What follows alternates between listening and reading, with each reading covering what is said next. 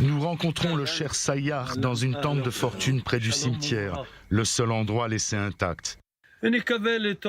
Nous espérons le meilleur, mais il n'y a rien de bon à espérer. Les autorités ont fait de nous un village non reconnu. Qu'est-ce que ça signifie, non reconnu? Voici El Arakib, ou ce qu'il en reste. C'est la 185e fois en 11 ans que ce village bédouin construit sans autorisation de l'État est démoli.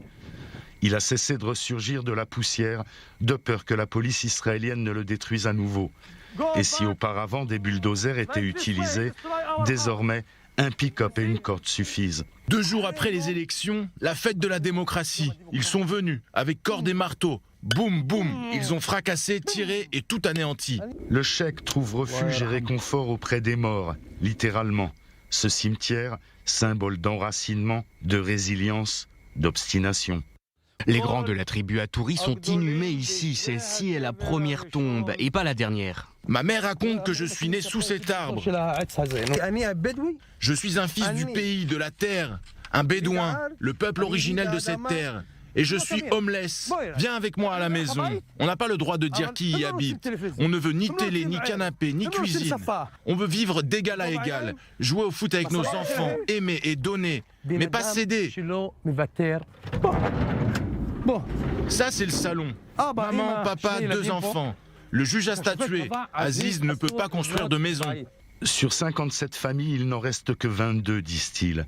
Les autres se sont relogés en ville, ont changé de vie. Ils veulent nous donner de l'argent pour partir. Depuis l'an 2000, El Arakib est le point focal d'un conflit sur la propriété foncière qui oppose l'État d'Israël aux communautés bédouines. Le cheikh nous montre des reproductions d'anciens titres de propriété ottomans ou kouchan. Notre village existait à l'époque ottomane, sous le mandat britannique, avant la création de l'État d'Israël. La police soutient qu'elle ne fait qu'appliquer les règlements de zonage et de construction.